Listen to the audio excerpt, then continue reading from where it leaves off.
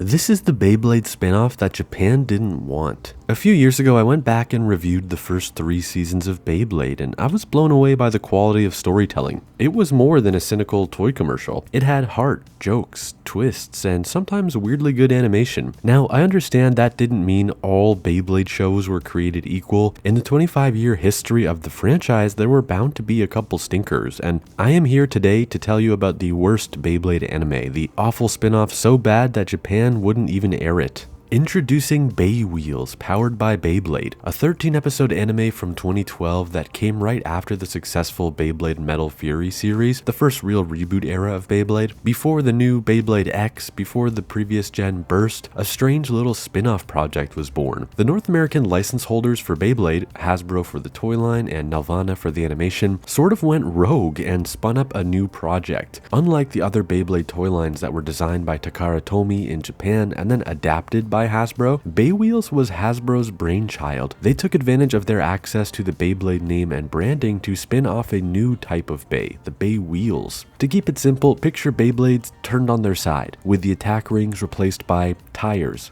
Jakks Pacific had a toy line called Flywheelz, which used similar ripcord technology. It feels like Beywheelz was a response to these, though it's not been confirmed outright. I also wonder if they wanted a Wheels product of their own, with toy competitor Mattel owning the timeless Hot Wheels brand. That's the real-world explanation, but how about the anime lore explanation? What's the story behind these things? To quote the narrator, "Once upon a time, a star fell from the sky. The tops that were born from that star fragment changed shape over the ages and evolved into the modern Beyblades of today. This is the story of another type of Beyblade that evolved independently within that process. This is the story of Beywheelz." To promote the new toys, Nelvana commissioned an anime by Japanese studio Synergy SP. This was another first. Nelvana was no longer just dubbing and distributing a pre-existing anime. They were calling the shots, paying Synergy to create a show from scratch that they could use to promote this twisted Beyblade spin-off. The funniest part is that despite a Japanese studio producing it, this show never aired in Japan. That's right, Takara Tomy, TV Tokyo, and the rest of Japan wanted nothing to do with Beywheelz. I found this all fascinating, really the first red flag about the Beywheelz anime, and after learning this, I knew I had to watch it. This is my review of Beywheelz. We open on that lore dump about a different sort of Beyblade that evolved independently from the ones we know.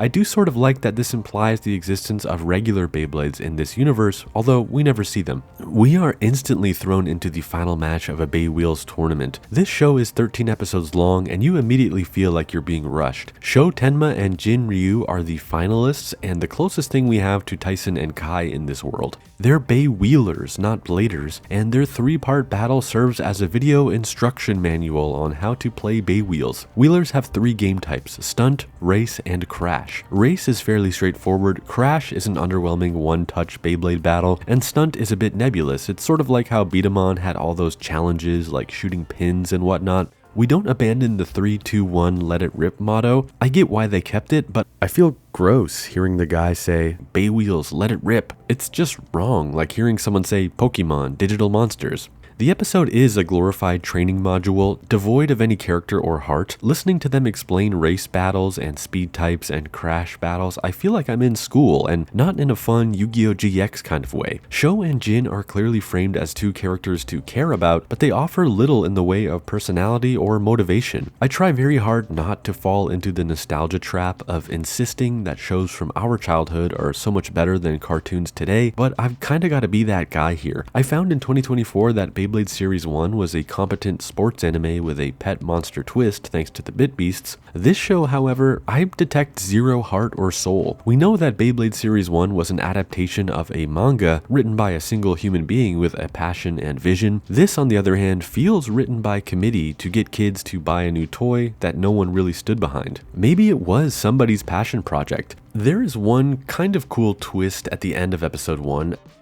After Sho beats Jin, we learn that the 2 boys and the guy in 3rd place, Leon, are all part of a team, Estrella. They're not broken up or feuding. This was just a singles tournament, and despite being a squad, they could compete individually. The fact the 3 members of Estrella placed 1st, 2nd, and 3rd shows us that they are at the top of their game. In episode 2, we leave the arena setting and explore the city. Overlooking the citizens from a giant skyscraper is Ryan, the child president of Dream, this season's equivalent of the BBA. He says in a really really corny Canadian accent. Wow, how great! Ever since this last tournament, everyone's interest in Beywheelz has skyrocketed through the roof. It's as if they are trying to reach through the TV and shake the child audience, insisting that Beywheelz are awesome and that you want to buy one. It gave me an ick that I didn't really get in 3 seasons of Gen 1 Beyblade. We're introduced to a group of Estrella haters, my kind of people, named the Dominators. They're given very little motivation and are the Team Rocket grunts of Beywheelz, though they lack any comedy chops or interesting designs. When I say Team Rocket, I don't mean Jesse and James, I mean the grunts. They just sort of harass kids and are all around unpleasant. The Dominators challenge Estrella and say that if they win, you will all serve under the Dominators. I know it's written for children, but it feels like it's written by children too. Like, if I win, you have to marry your mother-in-law. A grand tournament is announced between 6 Dominators and Team Estrella. Given there are only 3 of them, the boys travel the small and undefined world of Beywheelz in search of allies. They recruit 3 more, my favorite being Nicole Spears from Las Vegas. Act 3 of the show is 6 Estrella Wheelers versus 6 Dominators, battling for the fate of Dream and the Beywheelz world. I also feel obliged to comment on the music because of the pre-existing legacy of Beyblade music. The Series 1 English opening is an anime dub classic, and the in-episode music was just as good. The Beywheelz intro theme is deeply forgettable. This doesn't make or break the show, but if Beywheelz is powered by Beyblade and the production was handled by the same company, I'd have hoped for more from this soundtrack. I'm pretty baffled looking at the staff that worked on this anime. On paper, this should have been great. One of the 2 main writers worked on Bidaman, Bakugan, 16 episodes of G Revolution, and over 50 episodes from the Beyblade Metal series. Another writer worked on Bakugan, Beyblade Metals, Mega Man NT Warrior, Mega Man Star Force, 20 episodes of Dragon Ball Z, and 5 episodes of GT. The series producer worked on Battle Bidaman, Beyblade, G Revolution, Metals, and Burst. This is all to say, the team that worked on this had all the credentials necessary to ship a good to great Beyblade series. I suppose the series composition and direction they were handed was just rotten from the start. Those 2 writers I mentioned, it's worth noting that they are not series story composers. Like, you could write 20 episodes of Dragon Ball Z, but you are adapting the existing story that the mangaka Akira Toriyama penned. Again, I suspect Beywheelz lacked any passion or vision from a creative leader. The only vision was to market a new toy with an anime that looks like those good battle anime that came before it. I will say the ending has a silly little twist that I won't spoil in the off chance you want to watch it. We get some heel turns, nice guys reveal their true intentions, etc. There is an 11th hour world-shattering change-up, something of a cliffhanger that paves the way for the sequel series. You heard me right, despite its lackluster quality, Beywheelz somehow got 2 more seasons, with Bay Warriors, Bay Raiders continuing the story of Sho Tenma and the gang. Same crew, new setting, more heart? I hope so, but I didn't feel the need to find out. Maybe one day curiosity will get the best of me and I'll watch Bay Warriors. So that is Beywheelz, probably the worst anime I've reviewed on this channel. If you've seen my other videos, you know that dunking on stuff is not really my thing, and I'm not pivoting to the digi-hate. I like celebrating and championing anime, but I can't recommend this, and I found very little to congratulate it on. It's very funny to me that Japan wanted nothing to do with this, and now I can see why.